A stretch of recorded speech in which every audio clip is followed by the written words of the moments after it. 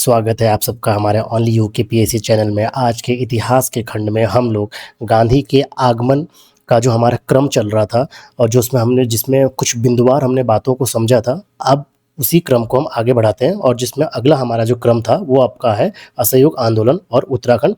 तो चलिए इस बिंदु को हम लोग समझने का प्रयास करते हैं।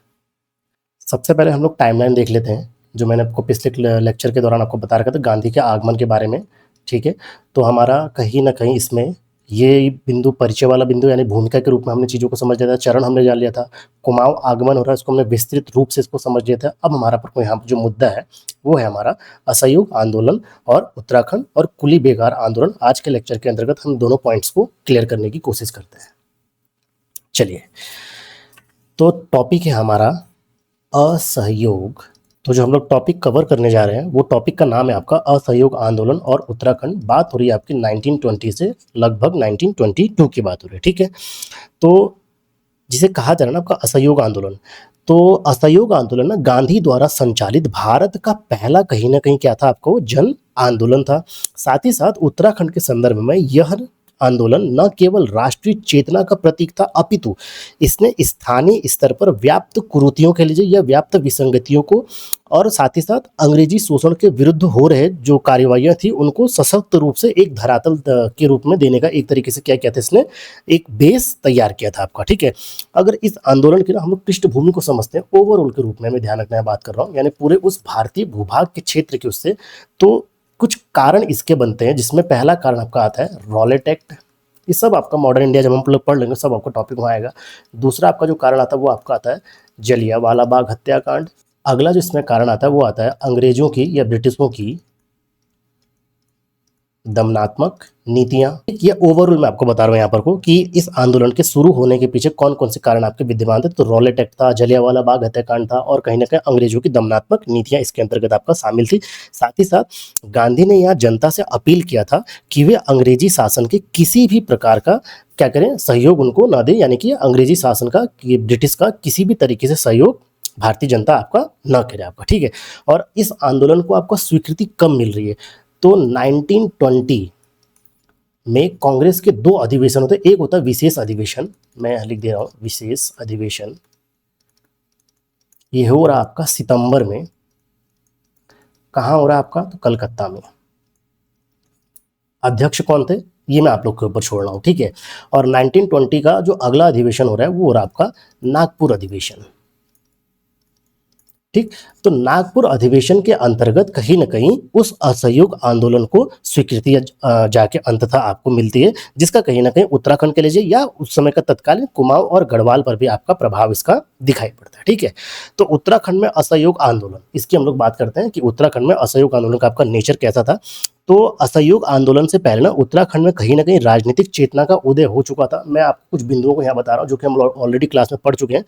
तो जिसे कहा जाए ना कि उत्तराखंड में पहले से ही आपका राजनीतिक चेतना कहीं ना कहीं लोगों के अंदर आपकी विकसित हो गई थी, जिसके आधार थे आपका, तो 1870 में क्या विकसित हुआ था आपका डिबेटिंग क्लब। ठीक है, और अगला मुद्दे की बात करें तो 1903 का आपका हैप्पी क्लब, हम लोग इनको पढ़ चुके हैं। आपका 1912 का आपका क्या था, अल्मोड़ा कांग्रेस। फिर अगले मुद्दे की बात करते हैं 1960 कुमाऊं परिषद।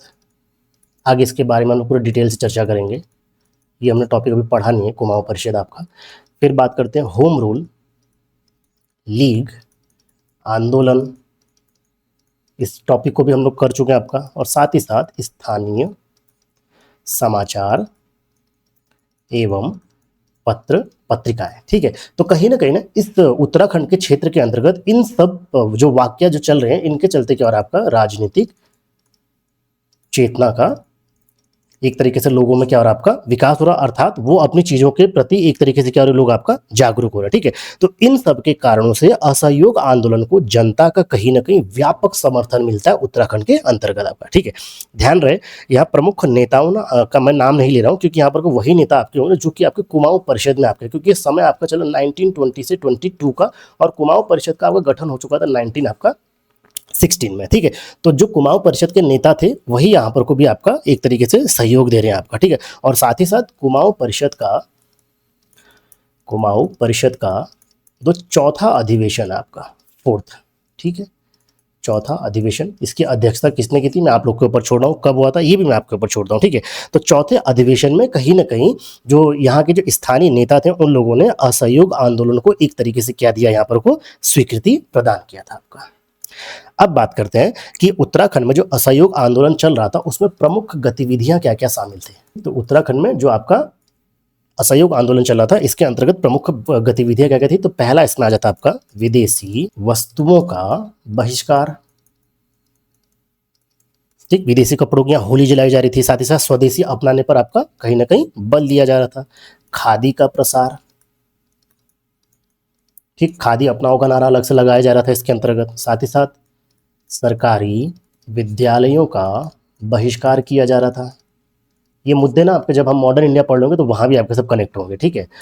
अगले मुद्दे की बात करते हैं। तो सरकारी उपाधियों का त्याग किया जा रहा था, ठीक है। अंग्रेजों ने जिन भारतीयों को कहीं ना कहीं क्या कहते हैं कुछ उपाधियां दी थी, तो इस आंदोलन के क्रम के अंतर्गत उन उपाधियों को उन भारतीयों ने क्या किया, अंग्रेजों को वापस एक तरीके से लौटा दिया था। जनसभाएं आयोजित हो रही हैं, ठीक है। साथ ही साथ जो असहयोग आंदोलन था उसका कुली बेगार आंदोलन पर प्रत्यक्ष प्रभाव पड़ता है। इस लाइन को हम अगले बिंदु में समझ पाएंगे आपका, जब हम कुली बेगार आंदोलन अगला टॉपिक आपका करा रहे होंगे इसमें, ठीक है। और फिर इसके अंतर्गत इतना टॉपिक इसमें काफी प्रमुख गतिविधियों के अंतर्गत कि आपका यही चीज हमें, साथ ही साथ में महिलाओं की भूमिका भी नजर आती है कि महिलाएं कहीं ना कहीं खादी का प्रचार कर रही हैं, विदेशी वस्तुओं के बहिष्कार में भाग ले रही हैं, सभाएं आयोजित कर रही हैं, जुलूस में भाग ले रही हैं, ठीक है। तो ये महिलाओं की कहीं ना कहीं भूमिका हमको नजर आती है। प्रभाव की अगर हम लोग बात करते हैं कि आंदोलन का आपका प्रभाव क्या रहा आपका, तो राजनीतिक प्रभाव की अगर हम लोग बात करते हैं यहाँ, तो राष्ट्रीय चेतना का कहीं ना कहीं क्या हो रहा है, आपका विकास हो रहा है। और क्या देख सकते हैं हम राजनीतिक प्रभाव में, तो कांग्रेस संगठन और क्या हो रही है आपकी एक तरीके से मजबूत हो रही है, क्योंकि उसको लोगों का एक तरीके से और ज्यादा समर्थन उसको प्राप्त हो रहा है। साथ ही साथ स्थानीय नेतृत्व को और ज्यादा क्या हो रहा है, एक तरीके से बल प्राप्त हो रहा है आपका, ठीक है। सामाजिक की बात करते हैं, अगर सामाजिक प्रभाव इसका क्या पड़ता है, तो सामाजिक प्रभाव में हम ये लिख सकते हैं कि स्वदेशी प्लस खादी का प्रसार, ठीक है। स्वदेशी वस्तुओं को अपनाने की बात कहीं ना कहीं की जा रही थी, खादी को अपनाने की बात कहीं ना कहीं की जा रही थी। साथ ही साथ समाज है तो जातीय भेदभाव एक तरीके से क्या हो रहा है आपका यहाँ कम दिखाई पड़ रहा है, ठीक है। और महिलाओं की सार्वजनिक भागीदारी क्या हो रही है आपकी एक तरीके से बढ़ रही है, ठीक है। आर्थिक की बात करते हैं, तो आर्थिक में एक बिंदु तो ये क्लियर हम लोग लिख सकते हैं कि विदेशी वस्तुओं की बिक्री में क्या आ रही है आपकी एक तरीके से कमी आ रही है। तो जब विदेशी वस्तुओं की बिक्री में कमी आ रही है तो कहीं ना कहीं स्थानीय उद्योग लिख लीजिए, या इसको लिख सकते हैं कुछ ऐसा कि कुटीर उद्योगों की स्थापना को क्या मिल रहा है, एक तरीके से यहाँ पर को आपका बल दिया जा रहा है, यानी छोटे छोटे उद्योग आपके स्थापित हो रहे हैं, ठीक है। अब बात करते हैं यहाँ पर को आंदोलन के अंत की, आंदोलन के अंत की असहयोग आंदोलन की बात चल रही है। तो 5 फरवरी 1922 को चौरी चौरा कांड गोरखपुर में आपका जगह पड़ेगा। इसकी हम कहानी हम आगे से आपको बता रहे होंगे जब हम मॉडर्न इंडिया में आपका असहयोग आंदोलन कर रहे होंगे, ठीक है। तो जब ये घटना आपकी होती है तो कहीं ना कहीं गांधी ने आपका क्या किया, एक तरीके से असहयोग आंदोलन को क्या किया, गांधी ने वापस ले लिया, यानी कि एक तरीके से यहाँ ये बोल दिया कि असहयोग आंदोलन समाप्त होता है। और ध्यान रखना, जब ये असहयोग आंदोलन को गांधी ने यहाँ पर को वापस लिया तो कई कांग्रेस के नेता वहां पर को गांधी से नाराज हुए थे। तो इस बिंदु को हम अपने मॉडर्न इंडिया वाली जब क्लास हमारी चल रही होगी तो वहां पर को हम विस्तार से समझ रहे होंगे आपको, ठीक है। हालांकि अगर उत्तराखंड की बात करते हैं तो उत्तराखंड में इससे क्या हुआ ना, इस आंदोलन से राष्ट्रीय चेतना का कहीं ना कहीं विस्तार हो रहा है, जो कि आगे चलकर सविनय अवज्ञा आंदोलन, वन सत्याग्रह और भारत छोड़ो आंदोलन में कहीं ना कहीं एक तरीके से आधारशिला का क्या कर रहा है अपना वो काम करता है आपका, ठीक है। अब हम अगले मुद्दे पे आते हैं जिसको कहा जा रहा है आपका कुली बेगार आंदोलन। जो क्वेश्चन रहेंगे ना, हम जो क्वेश्चन आंसर हमारे मेंस का सीरीज चल रहा है उसमें मैं कुछ आपको क्वेश्चन से करा दूंगा कि क्वेश्चन मेंस में किस तरीके का आप करें। तो कुली बेगार आंदोलन घटना कब की आपकी 1921 की आपकी घटना है, ठीक है। अच्छा ध्यान रखना, इसके फैक्ट आपको ना बहुत जगह आपको मिल जाएंगे, और इस चैनल पे अगर हम लोग बात करते हैं यूट्यूब में तो कई लोगों ने इसके फैक्ट ऑलरेडी आपको करा रखा होगा, और अगर आपके पास ना परीक्षा वाली किताब है ना, आपका काम उससे ही आपका हो जाने वाला है। बहरहाल मैं यहाँ फैक्ट आपको नहीं दिखा रहा, हम सीधे अपने मेंस वाले पॉइंट पे आ रहे हैं, क्योंकि फैक्ट पढ़ाने को यहाँ पर कोई फायदा होने वाला है नहीं। तो जिसे कहा जा रहा है ना वो कुली बेगार आंदोलन, तो कुली बेगार आंदोलन ना उत्तराखंड के इतिहास की सबसे गौरवशाली, ऐतिहासिक और सफल घटनाओं में से एक है आंदोलन आपका, ठीक है। यह आंदोलन अंग्रेजों की अन्यायपूर्ण कुली बेगार प्रथा के विरुद्ध आपका क्या किया था, एक तरीके से चलाया गया था, और इसे उत्तराखंड के स्वतंत्रता संग्राम का प्रथम व्यापक जन आंदोलन, ध्यान रखना, प्रथम व्यापक जन आंदोलन, ठीक है, माना जाता है आपका, ठीक है। अब बात होती है आपका कि कुली बेगार आपका था क्या। तो दो शब्द आ रहा आपका, एक आ रहा आपका कुली और एक आ रहा आपका बेगार, ठीक है। अच्छा, बेगार जो शब्द है ना आपका, जब मैं आपको आर्टिकल हम लोग पढ़ लेंगे पॉलिटी में, तो आर्टिकल यहाँ पर से बिलोंग कर रहा होगा 23 को। बेगार और बलात् श्रम हम लोग यहाँ पर को समझ रहे होंगे शब्दों को। देखो ध्यान रखना, जो आपका ना अपर पीसीएस का जो सिलेबस है, ठीक है, सिलेबस है, और प्लस जो आपका पाठ्यक्रम जो हम लोग पढ़ रहे हैं, या जो आगे आपका और जिसमें चीजें आने वाली हैं, तो एक एक शब्द पे ना अच्छे से कमांड बनाइए। शब्दों पे जितना आपका ना कमांड होगा ना कहीं ये पेपर आपके लिए ना उतना ही ईजी हो जाएगा। लेकिन अगर शब्दकोश आपके पास नहीं होगा तो कहीं ना कहीं परीक्षा आपके लिए उतनी जटिल हो जाएगी। बहरहाल जिसे कुली कहा जा रहा है ना, तो कुली का एक सामान्य मतलब हम ये लिख सकते हैं कि सामान ढोने वाला व्यक्ति, ठीक है। और बेगार का मतलब आपका ये होगा, बस एक लाइन में समझते हैं कि बिना मजदूरी के जबरन कराया गया कार्य, ठीक है। तो कुली का अर्थ हो गया आपका सामान ढोने वाला व्यक्ति, और अगर हम जिसमें बेगार कह रहे हैं आपको, तो इसका अर्थ आपका क्या निकल के आ रहा है कि बिना मजदूरी के जबरन कराया गया आपका कार्य। अर्थात कुली बेगार एक ऐसी व्यवस्था थी जिसने जिसके अंतर्गत आपका जो अंग्रेज अधिकारी या सैनिक या उनके जब मेहमान पहाड़ी क्षेत्रों में आते थे, तो स्थानीय लोगों को बिना किसी मजदूरी के उनका सामान ढोने, यात्रा करवाने तथा अन्य सेवाओं देने के लिए कहीं ना कहीं स्थानीय लोगों को या स्थानीय ग्रामीण को एक तरीके से क्या किया जाता था आपका, मजबूर किया जाता था आपका, ठीक है। साथ ही साथ उत्तराखंड के अंतर्गत हम लोग बात करते हैं उस पर्वतीय क्षेत्र में, तो 3 प्रकार की ये क्या कहते हैं कुली बेगार जिसको हम बोले, इसकी प्रथा 3 तरीके की आपकी थी। जिसे पहला आपका बोला जा रहा है आपका कुली बेगार, ये प्रथा आपकी 3 तरीके थी, कुली बेगार, दूसरे का आपका नाम आता है कुली उतार, और तीसरे का आपका नाम आता है कुली बर्दाश्त। है तो वैसे तीनों एक ही, बस यहाँ पर को शब्द अलग अलग दे रखा है, बस एक एक लाइन में उनको समझते हैं। तो जिसे कहा जा रहा है ना कुली बेगार, तो इसके तहत ना जब भी कोई ब्रिटिश अधिकारी, सैनिक या कोई सर्वेक्षण दल किसी गांव से गुजरता था, या गांव के लोगों को इसकी कहीं ना कहीं एक तरीके से जब सूचना मिलती थी कि कोई अधिकारी आ रहा है, तो बिना पारिश्रमिक यानी बिना पैसा दिए हुए उनका भारी भरकम सामान वो एक स्थान से उठाकर कहीं ना कहीं वो ग्रामीण या वहाँ का जो लोग हैं वो उनका सामान को उठा के एक जगह से दूसरे स्थान तक आपका ढोने का कार्य करते थे, जिसे कुली उतार कहा जा रहा है। इसका मतलब समझ पाए हम कि ब्रिटिश अधिकारियों के आने पर ना ग्रामीणों को उनके आने जाने के रास्ते, अर्थात जो सड़क होते थे ना, उस पर कुली तैनात होने चाहिए उस सड़क पर, और साथ ही साथ जहां पर को उन ब्रिटिश अधिकारियों को रुकना पड़ता था, तो उस जगह पर भी एक तरीके से वहां पर वो कुली आपका क्या होना पड़ता था, एक तरीके से वहां भी अनिवार्य रूप से उपस्थित होना पड़ता था, ठीक है। और इसमें ध्यान रखना, कोई भी आपके उनको क्या कहता है आपका पैसा देने की यहाँ पर कोई मतलब भुगतान उनको नहीं किया जाता था, ठीक है। और जो हम कुली बर्दाश्त आपका कह रहे हैं, तो इसके अंतर्गत ग्रामीण क्षेत्रों में आने वाले जो ब्रिटिश अधिकारी थे, तो उनके जो काफिले हुआ करते थे या जो ब्रिटिश अधिकारी होते थे, उनके लिए मुफ्त भोजन दिया जाता था, राशन पानी का इंतजाम किया जाता था, दूध लकड़ी का इंतजाम किया जाता था, ठीक है। और ये सारा का सारा खर्च ना वो ग्रामीण जनता कहीं ना कहीं अपनी तरीके से अपनी तरफ से उठा रही होती है आपका, ठीक है। अब जानते हैं ना कि ये पद्धति जो हम लोग जिसको कह रहे हैं ना कुली बेगार, तो ये शुरू क्यों हो रहा है आपका।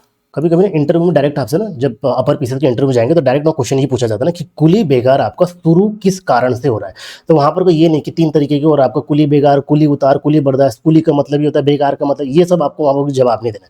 सिंपल इसका ये है ना कि कुली बेगार आपका शुरू क्यों हो रहा ना, तो 1815 कहीं ना कहीं अंग्रेजों का अधिकार कहाँ हो रहा आपका, गढ़वाल और कुमाऊं पर। जब हम इस टॉपिक पे आएंगे तो पूरा मैं आपको स्टोरी यहाँ पर को बताऊंगा, किस तरीके से युद्ध लड़ा जा रहा है, किस तरीके से वहां पर को संधियां की जा रही है, तो इसकी चर्चा हम आगे आपका करेंगे, ठीक है। तो जब 1815 के दौर में अंग्रेजों ने कुमाऊं और गढ़वाल पर क्या किया, एक तरीके से अपना आधिपत्य स्थापित किया या अधिकार किया, तो पहाड़ी क्षेत्रों में ना एक तरीके से सड़क प्लस परिवहन बहुत अपने आप में ना एक जटिल प्रक्रिया थी आपके लिए, ठीक है? क्योंकि जटिल इसलिए था ना क्योंकि वहाँ पर कोई साधन इसके सड़क के साधन मौजूद नहीं थे, परिवहन के साधन मौजूद थे। तो अंततः जो अंग्रेज अधिकारी थे, उन्होंने अपना सामान ढोने के लिए क्या किया ना, स्थानीय लोगों को मजबूर किया कि आप हमारे सामान को क्या करिए, ढोइए। और धीरे-धीरे ना यही एक क्या बन गई आपकी सरकारी व्यवस्था में बाद में आपका अंततः कन्वर्ट हो गया आपका, ठीक है? तो जब इंटरव्यू में पूछा जाएगा ना आपसे कि कुली बेगार आपका शुरू क्यों हुआ, तो आपको यहाँ पर को कहीं न कहीं इन की टर्म्स का यूज़ करके वहाँ पर को आपको आंसर देना पड़ेगा।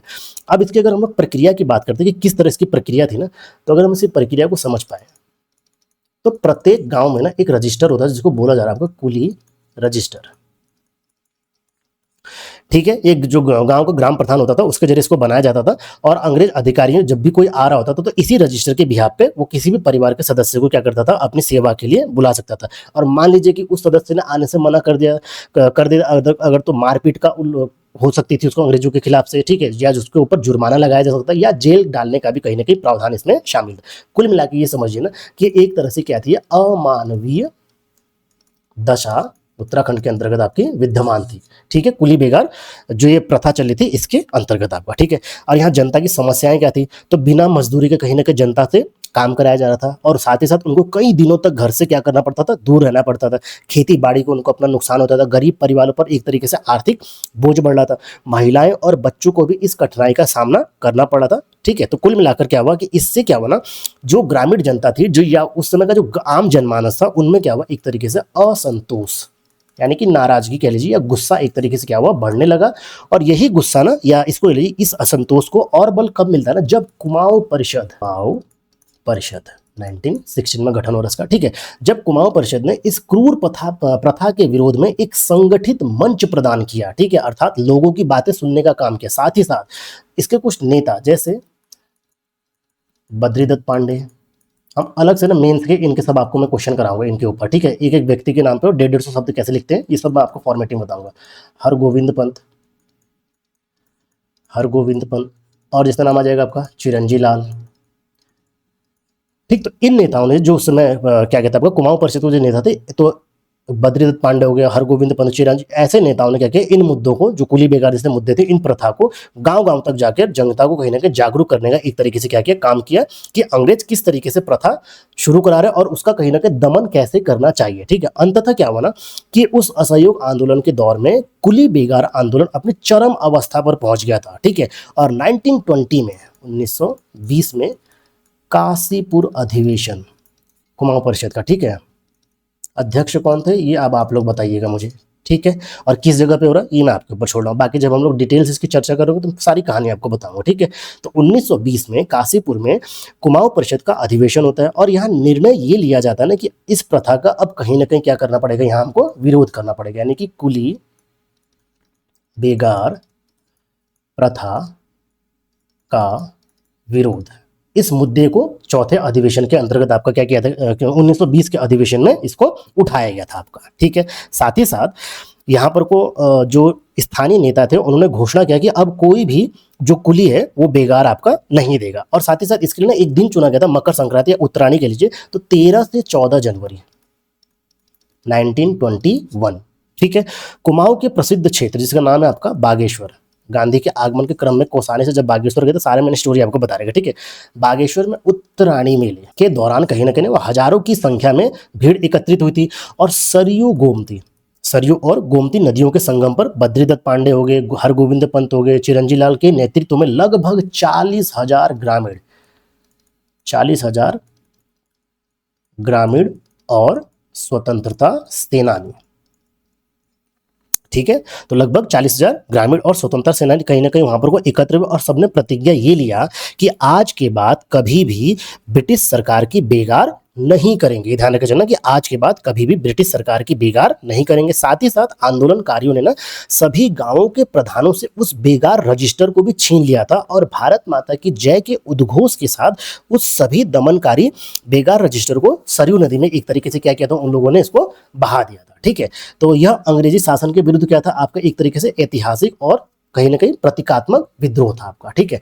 अब यहाँ पर ना ब्रिटिश शासन की हमको लाचारी भी नजर आती है। तो अगर ब्रिटिश शासन की हम लोग बात करते हैं तो ऐसा नहीं कि जब ये घटना आपकी कुली बेगार घटना जब सरयू नदी और गोमती नदी के किनारे जब रजिस्टरों को फेंका जा रहा तो वहां पर कोई आपके अंग्रेज अधिकारी मौजूद नहीं थे, मौजूद था उस समय आपका डिप्टी कमिश्नर के हम जिसकी बात करते हैं डाइविल, तो वो आपका इस बागेश्वर के क्षेत्र में पूरी पुलिस फोर्स के साथ मौजूद था। साथ ही साथ उसने क्या किया ना, उस भीड़ पर जो 40,000 लोगों की जो भीड़ थी ना, उस पर गोली चलाने का आदेश भी दे दिया था। लेकिन ध्यान रखना, जो 40,000 लोगों की जो अटूट विश्वास था या अटूट एकता था ना, तो उस एकता को देखने के बाद ना एक तरीके से डाइविल जो ना पूरी तरीके से बेबस हो गया और अंततः क्या हुआ, उसको पीछे हटना पड़ा। ठीक है, अब ब्रिटिश समझ चुके थे ना कि जब भी कोई ब्रिटिश अधिकारी आ रहा था उसको ये ज्ञात हो चुका था कि पर्वतीय क्षेत्रों में जनता से जबरन काम लेना एक तरीके से क्या है, अब यहाँ पर को असंभव है। अगर दोबारा हमने यहाँ के ग्रामीण जनता पर, यहाँ के जनमानस पर ऐसा काम करने का दबाव डाला तो जो ये विद्रोह है आपका, जो ये विद्रोह जो यहाँ की आम जनता कर रही है, तो कहीं ना कहीं ये विद्रोह क्या होगा, एक तरीके से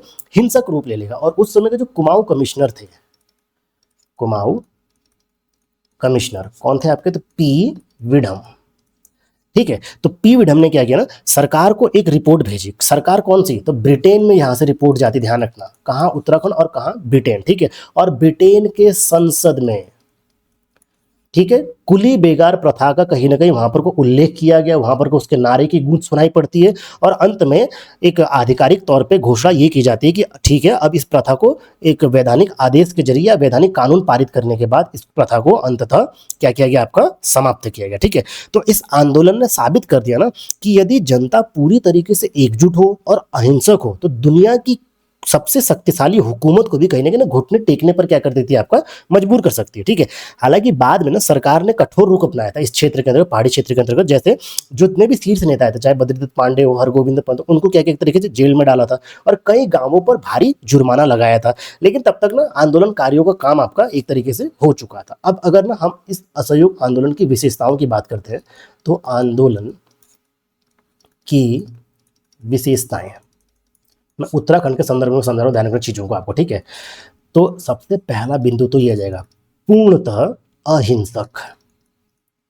ठीक है, इसी से प्रेरित होकर गांधी ने तो किसकी संज्ञा दी थी, रक्तहीन क्रांति की संज्ञा दी थी। हम आगे इसको मेंस का आपका क्वेश्चन में आएगा और इस कोटेशन को लिखा भी दूंगा। फिर बात करते हैं तो जनता की व्यापक भागीदारी देखने को मिलती है। क्यों मिल रही ना, जनता कहीं ना कहीं इस समय तक आपका क्या हो गया, राजनीतिक चेतना से युक्त हो चुकी थी आपका। साथ ही साथ महिलाओं का योगदान भी मिल रहा है यहाँ पर को। ठीक है, और क्या आप लिख सकते हैं, तो बिना हथियार उस अंग्रेजी शासन को एक तरीके से यहाँ के लोगों ने क्या किया, चुनौती दिया और सामाजिक और राजनीतिक चेतना का भी एक तरीके से क्या आपका विकास हो रहा है। ठीक है, जिसमें सबसे इंपॉर्टेंट पॉइंट आपका यह है कि पूर्णतः क्या आपका ये अहिंसक है। अब आंदोलन के अगर हम लोग महत्व की बात करते हैं और परिणाम की बात अगर कर लें यहाँ पर को, तो महत्व और परिणाम में पहला तो एक पॉइंट ही लिख सकते हैं कि कुमाऊं केसरी की उपाधि किसे मिल रही है, तो बद्रीदत्त पांडे। ठीक है, तो इस आंदोलन के ध्यान रखना प्रमुख रणनीतिकार और प्रखर वक्ता। ठीक, प्रखर वक्ता क्यों थे, तो जब गांधी आपके आ रहे 1915 में अल्मोड़ा की यात्रा में जब उनकी तबीयत खराब हो गई थी तो कहीं ना कहीं उस क्या कहते हैं जन समूह को एक तरीके से अपने भाषण से बद्रीदत्त पांडे जी ने संबोधित किया था। ठीक है, बहरहाल वो टॉपिक हम लोग कर चुके हैं आपका। तो प्रमुख रणनीतिकार थे और क्या कहते हैं एक तरीके से प्रखर वक्ता थे बद्रीदत्त पांडे। तो उनकी अभूतपूर्व सफलता के लिए जनता ने उनको कुमाऊं केसरी की उपाधि दी थी। ठीक है, दूसरा अगर हम लोग बात करते हैं प्रथा का आधिकारिक अंत हो रहा, ध्यान रखना। ठीक है, यानी कि किसी ने बोल दिया, ध्यान रखना कानून बना इसके लिए कि हाँ ठीक है हम इस प्रथा को आप क्या करते हैं, आपका समाप्त करते हैं। तो बागेश्वर की इस घटना के बाद पूरे उत्तराखंड में ग्रामीणों ने बेगार देने से क्या करते थे, एक तरीके से साफ साफ मना कर दिया था। जन आक्रोश को देखते हुए ब्रिटिश सरकार को विवश होकर अंत में क्या करना पड़ा, एक कानून को पारित करना पड़ा और सदियों पुरानी इस कुप्रथा को कानूनी रूप से क्या करना पड़ा, उसको बंद करना पड़ा। ठीक है, अगला इसमें हम बिंदु लिख सकते हैं गांधी की प्रशंसा। अब गांधी की प्रशंसा लिखने का ये मतलब है ना कि गांधी ने ना जो ये आपका कुली बेगार आंदोलन था, ठीक है, इसकी काफी अपने प्रशंसा की थी, खास करके यंग इंडिया में। तो यद्यपि ध्यान रखना आंदोलन का नेतृत्व तो स्थानीय नेताओं ने किया था, ठीक है, लेकिन गांधी जी के कहीं ना कहीं सत्याग्रह और किससे अहिंसा और किससे आपका असहयोग, ठीक, तो इन सब ना विचारों से कहीं ना कहीं उत्तराखंड के जो स्थानीय नेता थे वो पहले ही जब गांधी का आगमन 1915 में हो रहा तो उस समय ही आपका इस विचारों से यहाँ के नेता जो थे परिचित हो चुके थे आपका, ठीक है, इनके विचारों से। ठीक है, और गांधी ने अपना जो पत्र था इनका यंग इंडिया, ठीक ठीक है। तो इस यंग इंडिया के अंतर्गत गांधी ने इस आंदोलन की एक तरीके से पूरी तरीके से सराहना की थी, साथ ही बताया कि यह आंदोलन पूरी तरीके से अहिंसक था और इसे रक्तहीन क्रांति एक मुख्य परीक्षा का आपको मैं आगे क्वेश्चन इसमें कराऊंगा, ठीक है। रक्तहीन क्रांति की एक तरीके से क्या दी, संज्ञा दी या उपमा दी। साथ ही गांधी ने यह भी कहा कि इस आंदोलन ने देश के अन्य हिस्सों को भी बिना हिंसा के न्याय पाने का क्या दिखा, आपका एक तरीके से रास्ता दिखाया, ठीक है। कुल मिलाकर अंत में निष्कर्ष के रूप में हम लोग यहाँ पर को ये कह सकते हैं आपका कि जो कुली बेगार आंदोलन था केवल आर्थिक शोषण के विरुद्ध आपका संघर्ष नहीं था, बल्कि यह उत्तराखंड की जनता के स्वाभिमान, मानवाधिकार और स्वतंत्रता की चेतना का क्या था, एक तरीके से आपका सिंबल था, प्रतीक था। साथ ही साथ इसकी सफलता ने सिद्ध किया कि अगर जन आंदोलन जो संगठित रूप में हो, अहिंसक हो और जन भागीदारी व्यापक हो, तो इस आधार पर आंदोलन को क्या कर सकते हैं, एक तरीके से किसी भी शक्ति को झुकाने में सक्षम हो सकता है आपका, ठीक है। ये आप लास्ट में निष्कर्ष के रूप में लिख सकते हैं। हालांकि जब मैं इसके क्वेश्चन आपको कराऊंगा तो निष्कर्ष और भूमिका आपको मैं अलग से और लिखने को बताऊंगा। अगला जो इसमें हमारा टॉपिक आ रहा है वो हमारा इसमें सविनय अवज्ञा आंदोलन और उत्तराखंड है। थोड़ा सा बड़ा टॉपिक होने वाला है इसके अंदर। किस हमको इसको टॉपिक को पढ़ना ना, एक बार हम जानते हैं। तो सबसे पहला तो ये आ जाएगा इसमें, इसकी पृष्ठभूमि क्या थी, फिर एक शब्द यहाँ पर को देखिए, नमक कानून आंदोलन, या इसी को लिख लीजिए दांडी आंदोलन, ठीक है। फिर अगला इसमें आता आपका पेशावर कांड। सब विस्तार से समझना है, यहाँ पर को ध्यान रखना, शॉर्ट कुछ नहीं करना है। ये हो रहा आपका 23 अप्रैल 1930 में। अगला मुद्दा इसमें हम लोग लेंगे आपका तिलाड़ी आंदोलन। इसके सारे फैक्ट ना आप लोग को पता होगा, ठीक है। हम मेंस वाले मुद्दे पर डायरेक्ट यहाँ पर को आएंगे। ये इसी को बोला जा रहा है आपका रवाई कांड। कब हो रहा है आपका ये, 30 अप्रैल 1930 को। फिर यहाँ पर को महिलाओं की भूमिका की बात करेंगे। महिलाओं की भूमिका किस तरीके से हमको सविनय अवज्ञा आंदोलन में उत्तराखंड के अंतर्गत दिखाई पड़ती है। फिर बात करेंगे यहाँ पर को अंग्रेजी प्रतिक्रिया। तो इतना कुछ हो रहा है तो अंग्रेज कहाँ चुप बैठेंगे, ठीक है। प्रतिक्रिया, ठीक, इस पॉइंट को समझेंगे। और लास्ट में जानेंगे कि उत्तराखंड पर सविनय अवज्ञा आंदोलन का क्या प्रभाव रहा, ठीक। तो लास्ट में इसमें प्रभाव की बात करेंगे। लेकिन ध्यान रखना इस टॉपिक को ना हम आपका अगले लेक्चर में करेंगे, कि टॉपिक ना देखो आप खुद ही समझ लो कि इसके अंदर हमको इतनी चीजें कंप्लीट करनी है। और ऐसा नहीं कि खाली शॉर्ट में नहीं पढ़ना है, ठीक है। पहला टॉपिक इसमें आएगा आपका नमक कानून आंदोलन दांडी की। हम लोग पूरी यहाँ पर से बात करेंगे किन किन लोगों ने उत्तराखंड से आपका पार्टिसिपेट किया था, ठीक है। उसके सब नामों पे चर्चा अलग से कर रहे होंगे। पेशावर कांड को विस्तार से, तिलाड़ी आंदोलन को विस्तार से समझना, ठीक है। फिर अंग्रेजों ने कौन सी प्रतिक्रिया किया था उसके अलग से हम लोग चर्चा आपका कर रहे होंगे। तो इसको हम अपने अगले लेक्चर में करते हैं। आज की क्लास यहीं समाप्त करते हैं। मिलते हैं आपसे जल्दी अगले लेक्चर में, तब तक के लिए थैंक यू।